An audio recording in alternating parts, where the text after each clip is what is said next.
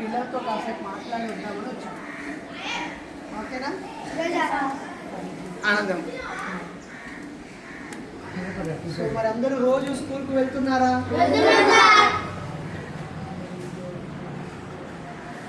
ఇక్కడ కూర్చుంటా పెద్ద మీద మీరు హాయిగా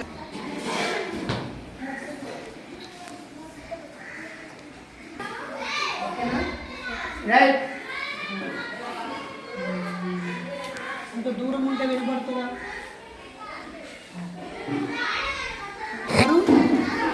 గట్టిగా చెప్పండి. మీరందరూ జాగ్రత్తగా ఆలోచించాల్సిన విషయం ఏంటంటే, మీరు స్కూల్కి వెళ్ళి చదువుకుంటే చదువు రాదు. మీరు స్కూల్కి వెళ్ళి చదువుకుంటే చదువు రాదు. మీరు పుస్తకాలు పట్టుకొని చదువుకుంటే చదువు రాదు. మీరు క్వశ్చన్స్కి ఆన్సర్స్ నేర్చుకుంటే మీకు చదువు రాదు. మీ మైండ్లో లానండి ఒకసారి, మీ హార్ట్లో, ఓకేనా? మైండ్లో, హార్ట్లో నేను బాగా చదువుకోవాలి, నేను పైకి ఎదగాలి, నేను నా కష్టాలు పోగొట్టుకోవాలి, మా అమ్మ నాన్న కష్టాలు పోగొట్టుకోవాలి, నా పేదరికం పోగొట్టుకోవాలి, నేను ఎక్కువ డబ్బులు సంపాదించాలి, నన్ను అందరూ గౌరవించాలి, నేను మంచి డ్రెస్ వేసుకోవాలి, నాకు మంచి షూ ఉండాలి, టీవీ ఉండాలి, ఫ్రిడ్జ్ ఉండాలి, కారు ఉండాలి, నాకు పొలం ఉండాలి, నేను చాలా గొప్పగా ఉండాలని మీరు ఎప్పుడైతే మైండ్లో, హార్ట్లో గట్టిగా అనుకుంటారో అప్పుడు మీకు చదువు వస్తుంది. అప్పుడు మీరు పుస్తకం పట్టుకుంటే చదువు రాదు, మీరు స్కూల్కి పోతే చదువు రాదు. ఎప్పుడైతే ఇక్కడ మీరు బాగా అనుకుంటారో అప్పుడు ఒక్కరోజు కూడా స్కూల్ డుమ్మా కొట్టకుండా స్కూల్కి వెళ్తారు. సార్ చెప్పేటప్పుడు అల్లరి చేయకుండా, ముచ్చట్లు పెట్టకుండా శ్రద్ధగా వింటారు. సార్ ఒక టీచర్ ఒక పీరియడ్లో రాలేదనుకో, ఆ టైంలో కూడా మీరు బుక్ పట్టుకొని చదువుకుంటారు. ఎందుకు? మీరు మీ బతుకు కోసం చదువుతున్నారు కాబట్టి, మీరు తెలివితేటల కోసం చదువుతున్నారు కాబట్టి, చదువుకోవడం వల్ల, తెలివితేటలు పెరగడం వల్ల ఎక్కువ అవకాశాలు వస్తాయి, ఎక్కువ విషయాల మీద అవగాహన పెరుగుద్ది, ఎక్కువ డబ్బు సంపాదించవచ్చు, ఎక్కువ దూరం వెళ్ళొచ్చు, ఏదైనా సాధించవచ్చు అని మీకు తెలుసు. కాబట్టి అప్పుడు ఈ పుస్తకము అరే పట్టుకో, చదువు చదువు అని అనకుండానే మీకు మీరే అమ్మో నేను చదువుకోవాలి, నేను నేర్చుకోవాలని చక్కగా పుస్తకాలను పట్టుకొని చదవాలి. ఇప్పుడు చెప్పండి, మీరు కేవలం 10వ తరగతి పాస్ అవ్వడం కోసం చదవడము ఉపయోగం లేదు. ఒక మెకానిక్ పని చేసుకోవడానికి 10వ తరగతి సర్టిఫికెట్ ఎక్కర్లేదు. పడిందా? తర్వాత కూలి పని చేయడానికి, వ్యవసాయ పని చేయడానికి 10వ తరగతి సర్టిఫికెట్, ఇంటర్, డిగ్రీ సర్టిఫికెట్ పని లేదు మీకు. అందుకే మీరు మీ బతుకు మీరు బాగు చేసుకోవడానికి, మిమ్మల్ని మీరు గొప్పగా పెంచుకోవడానికి చదువు కావాలి. చదువు అంటే పుస్తకాలు మాత్రమే కాదు, నాలెడ్జ్, ఆలోచించడం. చదువు అంటే ఏంటి? గట్టిగా చెప్పున్నాను. చదువు అంటే ఏమిటి? చదువు అంటే అర్థం చేసుకోవాలి. ఏంటి? ఏ సమస్య ఎదురైనా దాన్ని పరిష్కరించడం. ఏంటి చదువు అంటే? ఏంటి చదువు అంటే? ఒక కాన్ఫిడెన్స్. ఓకేనా? ఏదైనా సమస్య వస్తే దాన్ని అధిగమించడం, ఏదైనా ప్రాబ్లం వస్తే దాన్ని ఫేస్ చేయటం, ఎంత ఇబ్బంది అయినా తెలివితో ఆలోచించి దాంట్లోంచి బయటపడడం. చదువు లేదు అనుకో, నేను ఏదో ఒక పని నేర్చుకొని ఆ పని చేసుకొని బతుకుతాం. చదువు లేకపోతే కేవలం కష్టాన్ని నమ్ముకుంటారు. అందరనండి ఈ వాక్యం అనండి, మీరు అందరూ అనండి. చదువు లేకపోతే కష్టాన్ని నమ్ముకోవాలి. చదువుకుంటే అవకాశాలు పెరుగుతాయి, ఆలోచన పెరుగుద్ది, జ్ఞానం పెరుగుద్ది, ఎక్కడికైనా వెళ్ళి బతకగలం, దేనినైనా అర్థం చేసుకోగలం, తెలివిగా బతుకుదా. పడిందా? అమ్మ ఫ్యాన్ బంద్ చేయమండి. నువ్వు రోజు స్కూల్కి వెళ్ళడం మర్చిపోవద్దు. ఒరే ఇలా సార్ రాడు అని చూడకూడదు. దయచేసి సారు రాకపోయినా మీరు స్కూల్కి వెళ్తాం. ఒకవేళ క్లాస్లో టీచర్ రాకపోతే ఒకటి మీకు నచ్చిన పుస్తకం తీసుకొని చదువుకోవాలి, లేదా పెండింగ్ హోంవర్క్స్ ఉంటే రాసుకోవాలి, లేదా మీకు హ్యాండ్ రైటింగ్ నీట్గా రాయకపోతే ఆ అక్షరాలు అనే బొమ్మలు, ఈ బొమ్మల నుంచి ఈ తే అనే అక్షరం మీద ఒక బొమ్మ అనుకొని ఇట్లనే డ్రాయింగ్ చేసినట్టుగా తయారు చేసుకోవాలి.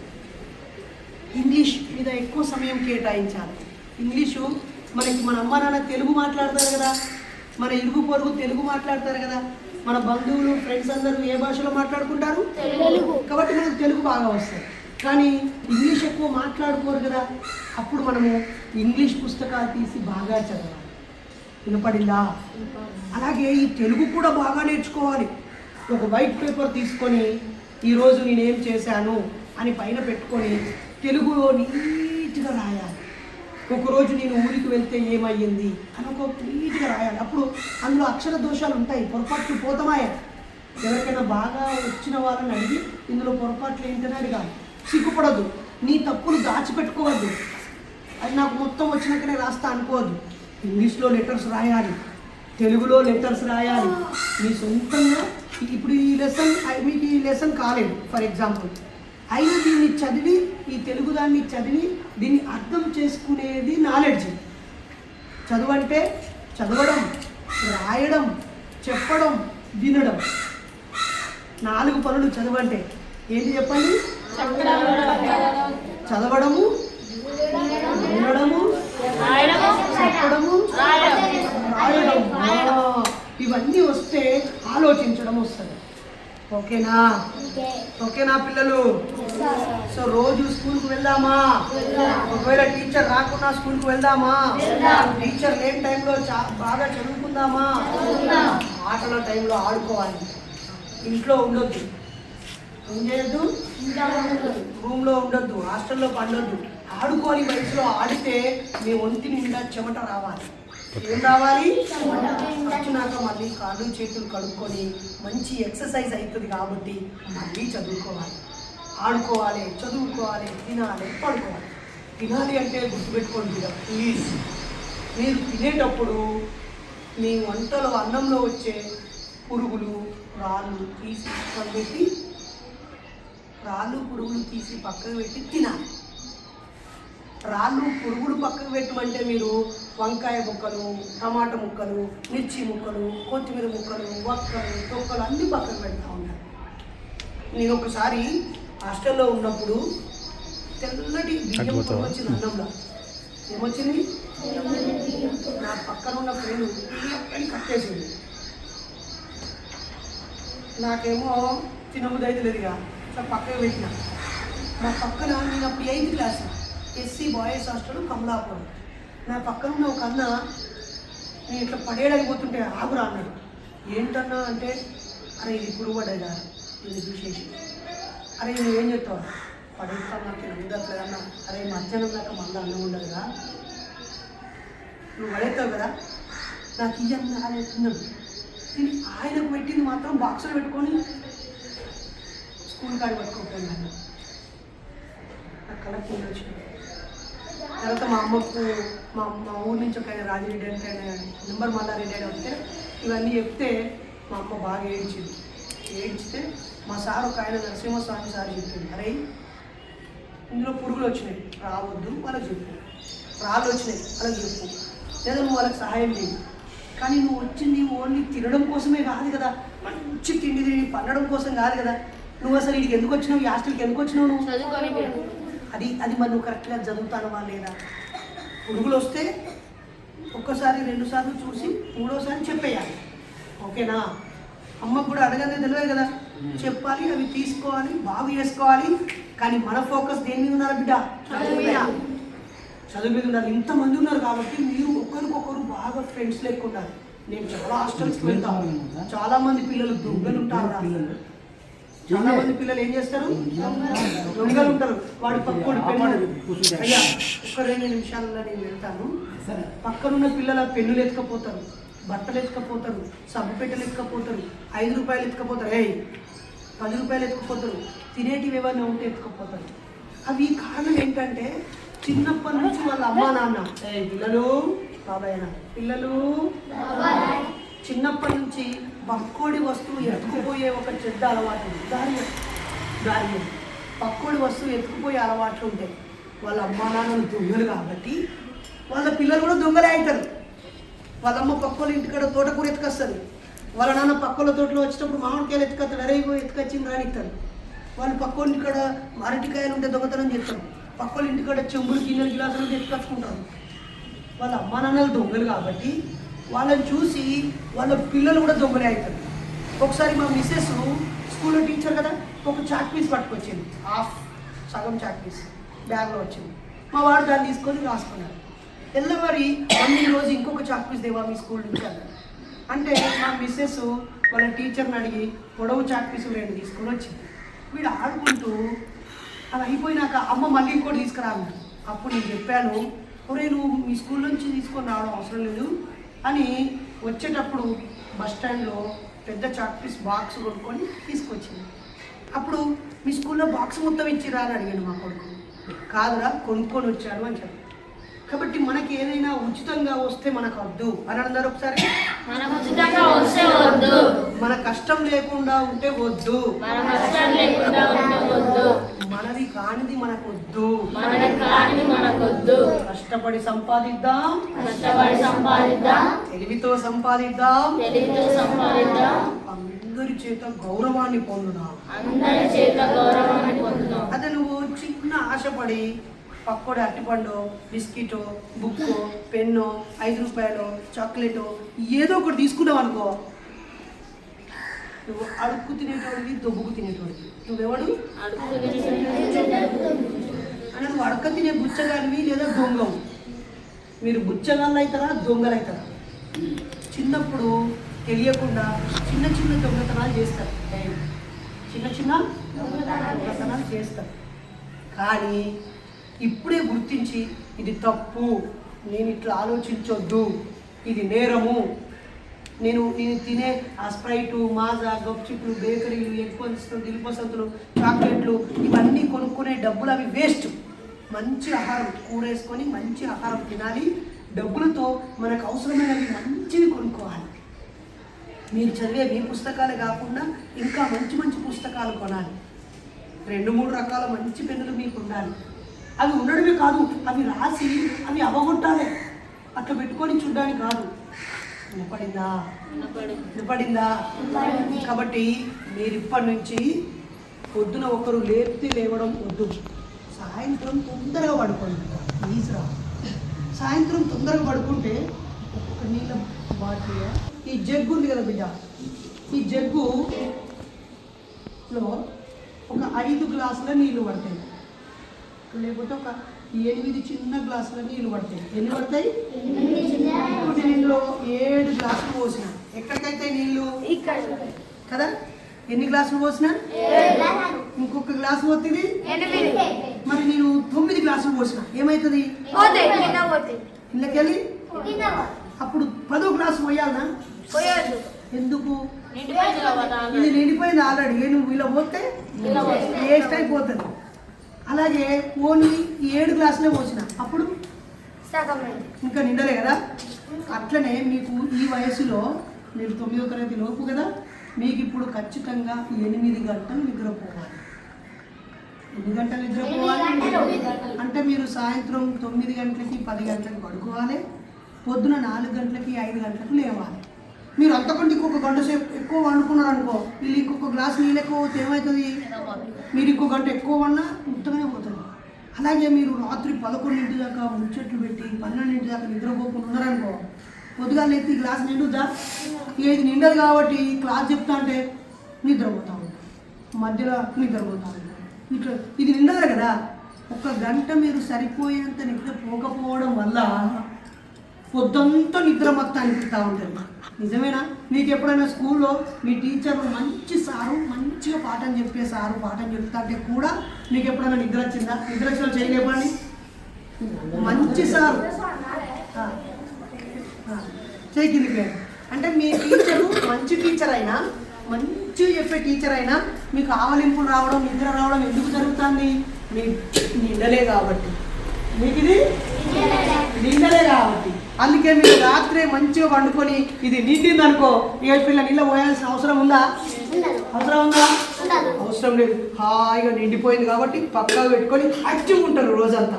అందుకే నాతో పాటు అనండి, నేను సరిపోయేంత నిద్రపోతాను, ఆలస్యంగా పడుకోను, రోజంతా నిద్రమత్తులో ఉండను. నిజమా? నమ్మొచ్చా? నేను చెప్పింది కరెక్టేనా? సో మీరు ఎప్పుడు ఆవలింపు నీళ్ళని ఉండదు. అలాగే ఈ బట్టలు ఉన్నాయి కదా నాన్న, చాలాసార్లు 2-3 రోజులు అదే డ్రెస్ వేయడం వల్ల 2-3 రోజులు అదే డ్రెస్ వేయడం వల్ల దాంట్లో బ్యాక్టీరియా ఫామ్ అయిపోయి జిడ్డుగా ఉండిపోయి మీకు స్కిన్ ఎలర్జీ వస్తుంది. అలాగే నిద్ర పట్టదు, స్మెల్ వస్తుంది. ఆ తర్వాత మీకు రకరకాల సమస్యలు ఎదురవుతాయి. కాబట్టి పిల్లలు నీట్గా బట్టలు ఉంచుకోవాలి. తర్వాత అవి ఆరేసుకుని ఆరాక మళ్ళీ పెట్టుకోవాలి. ఒక్కోసారి అది కింద పడిపోయి ఆ మట్టిలో పడిపోయి అట్టే వదిలేస్తుంది. ప్లీజ్ అట్లా చేయాలి. మీరు చిరిగిపోయిన బట్టలైనా పర్వాలేదు అలాంటి అందరూ ఒకసారి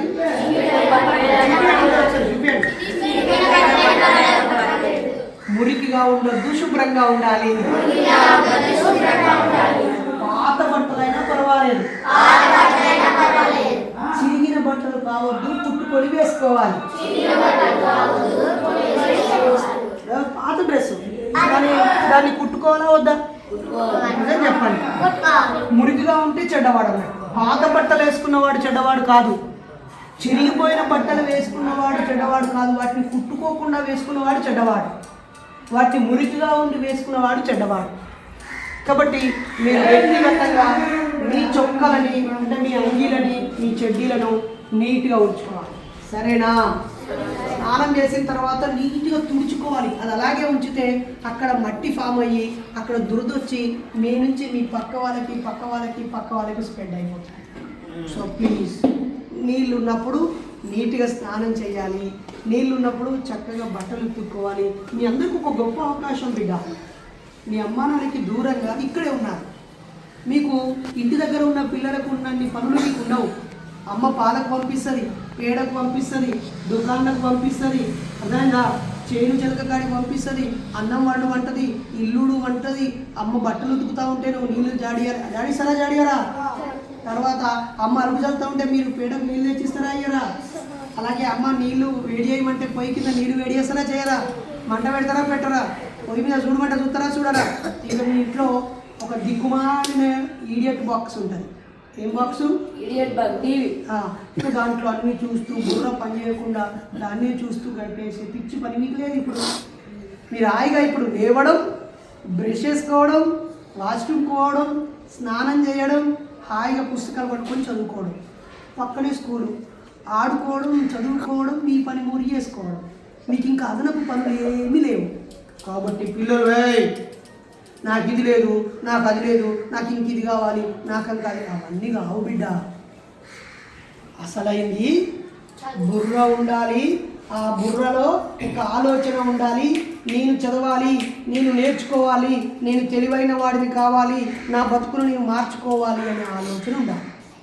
అంతేగాని డబ్బులుంటే ఇది కొనుక్కొని తింటా, డబ్బులుంటే నేను సినిమాకి పోతా, అబ్బా నేను సెల్ ఫోన్ కొనుక్కుంటా, పలానా వాళ్ళు పిచ్చి ముచ్చట్లు చెప్తున్నారు, నేను కూడా ఆ పిచ్చి పనులు చేస్తా అని మీ మైండ్కు పిచ్చిగా చెప్పుకోండి. ఓకేనా? రైట్. మీరేం పని చేస్తారు? వంట పని. మీరు ఒకసారి ఇక్కడ రండి.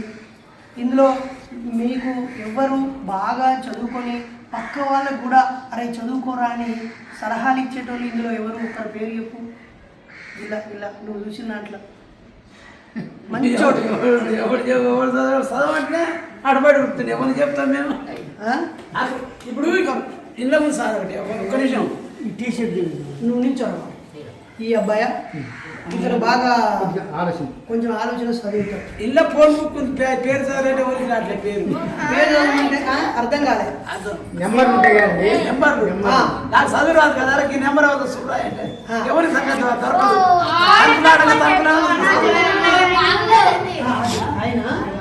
ఆయన మిమ్మల్ని తప్పు పడతలేడు. చదువుకోవాలి. ఒక్కటి ఇందులో ఎవరు బాగా పాటలు పాడతారు? గణేష్ సార్ గణేష్ మన గణేష్ కూడా సార్ ఈయన కూడా అవునా పాడతావా? అవును సార్ నించో నించో చెయ్యి నించో. చెక్కండి. ఇందులో ఎవరు బాగా గణేష్ నేను చెప్పేది వినండి. ఇందులో ఎవరు బాగా ఆటలాడి బహుమతులు గెలుపొందిన వాళ్ళు ఉన్నారు? గణేష్ సార్ శంకర్ సార్ నించో నువ్వు నించో. సార్ నువ్వు కూడా నించో బిడ్డ. ఓకే మీరు నలుగురు నా వెనకాల వచ్చి నించోండి. నువ్వు కూడా నా వెనకాల వచ్చి నించో. పిల్లలు పిల్లలు రైట్ మీకు ఒక నా పక్కన ఇట్లా కూర్చోండి. కూర్చొని గిఫ్ట్ ఇంకొక గిఫ్ట్. ఓకే మీరు చప్పట్లు కొట్టలేరు బిడ్డ.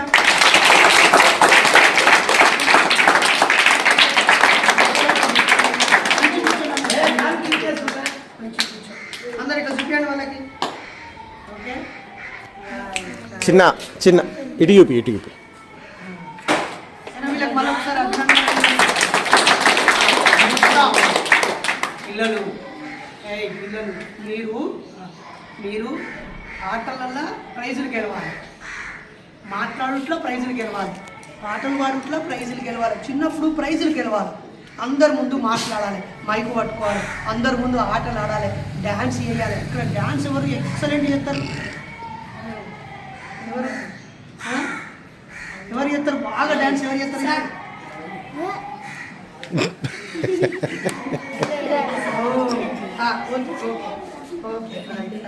ఇందులో ఎవరు ఇంగ్లీష్ బాగా నేర్చుకుంటారు?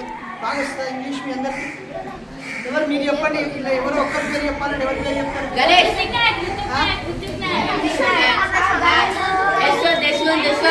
మీరే చెప్పండి. ఎవరు? యశ్వంత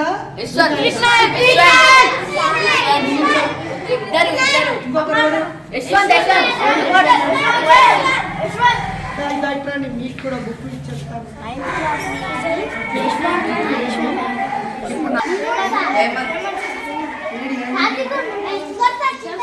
బాగా ఇస్తాను.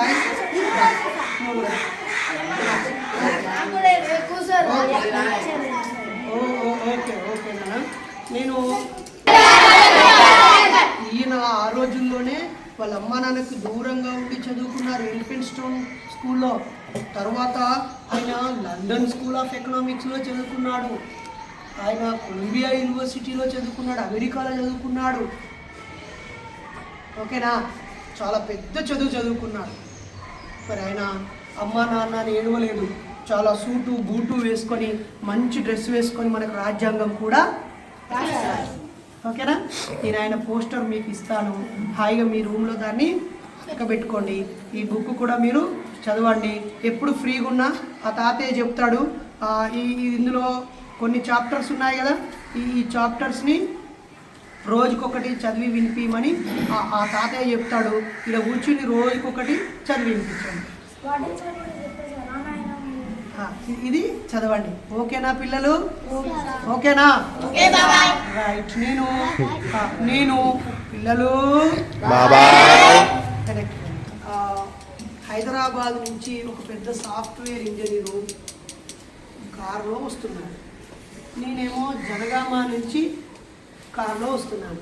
నేను హైదరాబాద్ అన్న వెళ్ళాలి, అతను జనగామ కన్నా రావాలి. కానీ మేమేం చేసాము, నేను జనగామ నుంచి వెళ్ళి సూర్యాపేటకు వస్తాను, నువ్వు హైదరాబాద్ నుంచి సూర్యాపేటకు రా, సూర్యాపేట నుంచి రాజమండ్రికి వెళ్దామని అనుకున్నాం.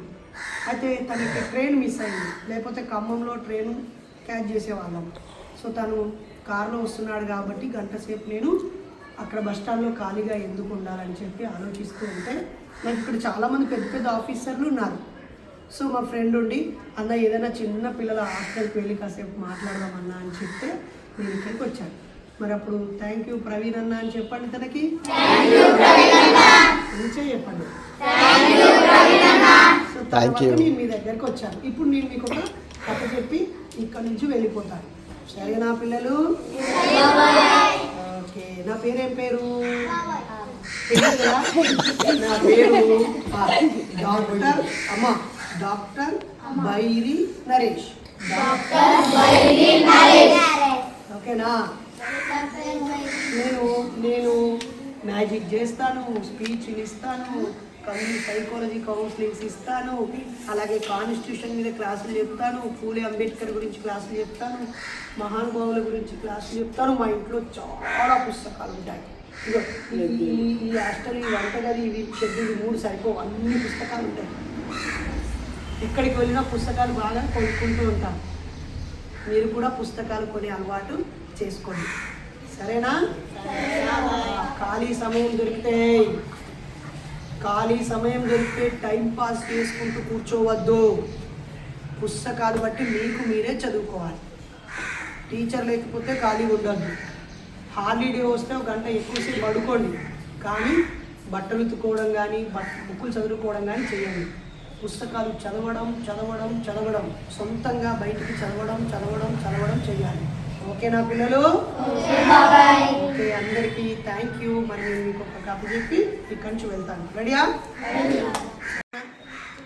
మిత్రులారా, ఈరోజు అనుకోకుండా రాజమండ్రి వెళ్ళే క్రమంలో సూర్యాపేటలో ఉదయం 1 గంట సేపు మా ముఖ్యమైన కార్యకర్త సాఫ్ట్వేర్ ఇంజనీర్ సతీష్ కోసం ఆగాల్సి వచ్చింది. అప్పుడు మా మేడ్చల్ జిల్లా ప్రధాన కార్యదర్శి ప్రవీణ్, అన్న ఈ 1 గంట సేపు ఎవరి కోసమో వెయిట్ చేస్తూ ఇక్కడ టీ తాగుతూ తెలిసిన ఒక ఇంటికి వెళ్ళి, ఆఫీసర్ ఇంటికి వెళ్ళి జ్ఞానగృహ సందర్శన చేయడం కన్నా ఈ 1 గంట సేపు ఇక్కడలో ఏదో ఒక హాస్టల్కి వెళ్దామన్నా అక్కడ వాతావరణం ఎలా ఉంటుందో తెలుసుకుందాం, పిల్లలతో ఇంటరాక్ట్ అవుదామని సలహా ఇచ్చాడు. దాంతో వెంటనే సూర్యాపేట గవర్నమెంట్ జూనియర్ కాలేజీ వెనకాలన్న వెనుకబడిన తరగతుల బాలుర పాఠశాలకు వచ్చాను. ఈ హాస్టల్లో 3వ తరగతి నుంచి 9వ తరగతి వరకు పిల్లలు ఉన్నారు. రకరకాల స్కూల్స్ నుంచి ఇక్కడ చదువుతున్నారు. 8th క్లాస్ వరకు ఉంది. చాలా నీట్గా ఉంది. పిల్లలు నీట్గా స్నానం చేశారు. భోజనం, కిచెన్ కూడా చాలా బాగుంది. బిల్డింగ్ కూడా చాలా బాగుంది. ఏమైనా చిన్న లోపాలు ఉంటే ఉండొచ్చు. నేను లోపాల కోసం ఇక్కడికి రాలేదు. పిల్లలందరితో మాట్లాడాను. అందరూ స్నానాలు చేసి ముద్దుగా ఉన్నారు. ఈ హాస్టల్ వెల్ఫేర్ ఆఫీసర్కి, అలాగే వార్డెన్కి, కిచెన్ నడిపిస్తున్న వంట మాస్టర్కి, ఆయాకి, ఇక్కడ సెక్యూరిటీ వాచ్మెన్కి అందరికీ కృతజ్ఞతలు. నేను ఏ మత ప్రచారానికో లేదా ఏదైనా కులమతాల గురించి, దైవాల గురించో మాట్లాడడానికి ఇక్కడికి రాలేదు. మూఢనమ్మకాలపై PhD చేసిన వ్యక్తిగా, అలాగే ఒక సోషల్ వెల్ఫేర్ హాస్టల్లో చదువుకున్న పూర్వ విద్యార్థిగా ఇక్కడి పిల్లలు ఎలా ఉన్నారో కాస్త పలకరించి వెళ్దామని వచ్చాను.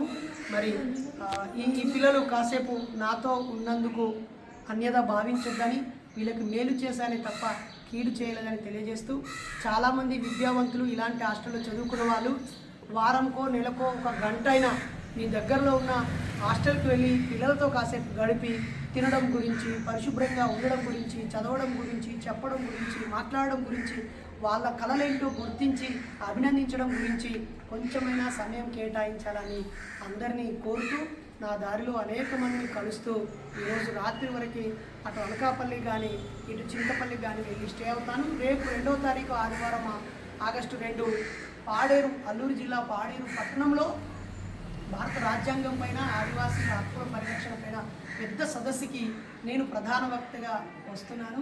Get ready. మరి ఇంతసేపు నా మంచి మాటలు విన్న ఈ పిల్లలందరికీ కూడా కృతజ్ఞతలు. పిల్లలు బాగా చదువుకుంటారా? స్కూల్కు వెళ్తారా? పుస్తకాలతో స్నేహం చేస్తారా? పరిశుభ్రంగా ఉంటారా?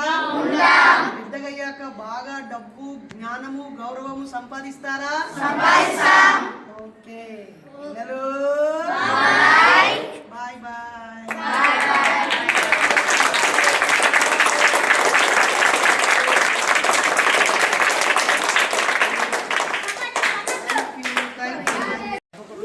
పిల్లలు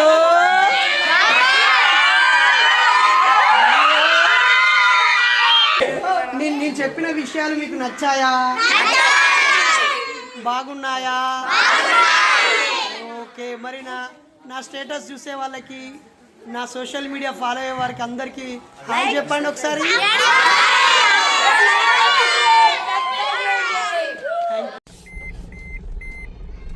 బాయ్ బాయ్ బాయ్.